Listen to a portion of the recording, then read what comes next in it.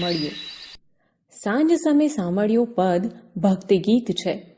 તેમના રચયિતાનું નામ નરસિંહ મહેતા છે.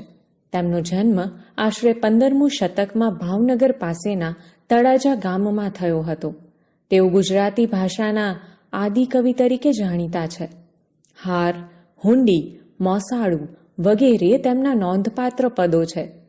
સાંજના સમયે ગાયોનું ધણ ગામ તરફ પાછું વળતું હોય એવા સમયે કૃષ્ણ વૃંદાવનથી આવતો હોય એ વર્ણનથી કાવ્યની શરૂઆત થાય છે.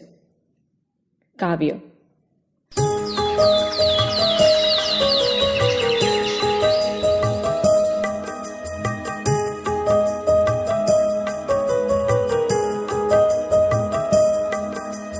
સાંજ સમે સામળિયો વાલો વૃંદાવનથી આવે, આગળ ગોધન પાછળ સાજન મનમાં મોહ ઉપજાવે.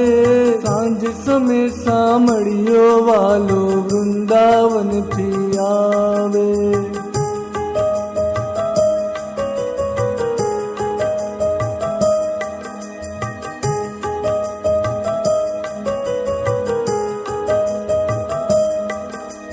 मोर मुकुट सिर सुंदर दरियो काने कुंडल लहके.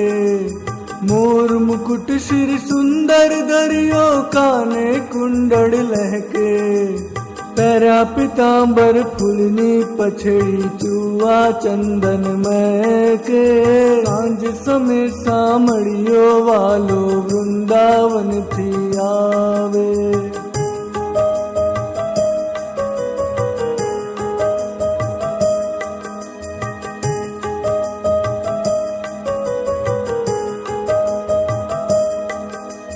तारा मंडल में जम शशियर शोभे हे में जड़ी गहीरो. तारा मंडल में जम शशियर शोभे हे में जड़ी गहीरो. तम गुवाड़ मां गिरधर शोभे हरिहर धर नो वीरो. सांझ समय सामळियो वालो वृंदावन थी आवे.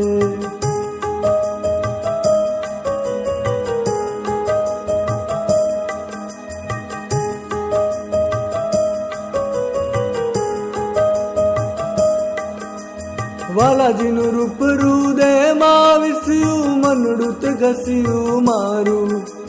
વાલાજીનું રૂપ હૃદયમાં વિસ્યું મનડુત ઘસ્યું મારું. આડ કરી આલિંગન દીધું તન મન મુખ પરવારું. સાંજ સમે સામળિયો વાલો વૃંદાવનથી આવે.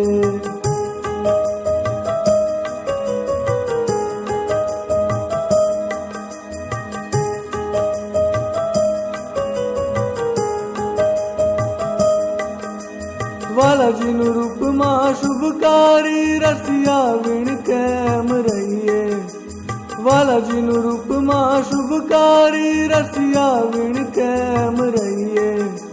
નરસૈયા ચા સ્વામીની શોભા નિરખી નિરખી હરખીએ.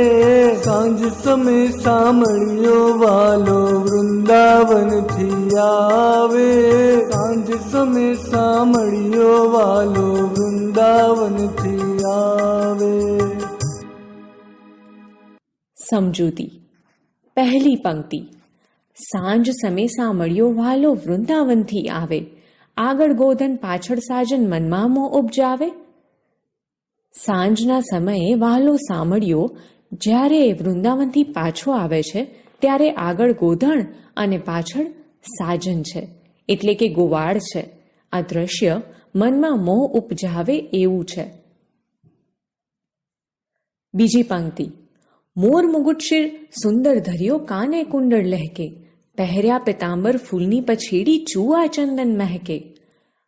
આ પંક્તિમાં કવિ કહે છે શામળિયાએ સિર પર સુંદર મુગટ ધારણ કર્યો છે, કાનમાં કુંડળ ઝૂલી રહ્યા છે, પીળા પિતાંબર અને ફૂલની પછેડી શરીર પર ધારણ કર્યા છે, અને જે ફૂલની પછેડી છે એ ચૂઆ ચંદનથી મહેકે છે. ત્રીજી પંક્તિ. તારા મંડળમાં જેમ શશિયર શોભે હેમ જડેંગ હીરો, તેમ ગોવાળમાં ગિરધર શોભે હરિહરધરનો વીરો. આ પંક્તિમાં કહેવા માંગે છે કે તારામંડળમાં જેમ ચંદ્ર શોભે છે, સુવર્ણના અલંકારમાં જડેલો હીરો ઝળકે છે, એમ ગોવાળોની વચ્ચે ગિરધર શોભી રહ્યા છે. આ હરિહરધર એટલે કે બલરામના ભાઈ છે. ચોથી પંક્તિ. વાલાજીનું રૂપ હૃદયમાં વસ્યું, મંડળું તે ધસ્યું મારું, આડ કરી આ લિંગન દીધું તનમન મુખ પર વારું. આ ચોથી પંક્તિમાં કવિ કહે છે કે વાલાજીનું આ રૂપ હૃદયમાં વસી ગયું છે અને એમને મળવા મારું મન ઝડપથી દોડ્યું. શ્રી હરિ મને વહાલથી ભેટી પડ્યા અને હું તન મનથી એમના રૂપ પર વારી જાઉં છું. પાંચમી પંક્તિ. વહાલાજીનું રૂપ મહાશુભકારી, રસિયામીણ કેમ રહીએ, નરસૈયાચા સ્વામીની શોભા નિરખી નિરખી હરખીએ. અહીં કવિ કહે છે કે વહાલાજીનું રૂપ ખૂબ મંગળકારી છે. આવા શુભકારી રસિયા વગર કેવી રીતે રહેવાય? નરસિંહના સ્વામીનું સૌંદર્ય વારંવાર નિરખતા મારું મન ખૂબ હરખાય છે.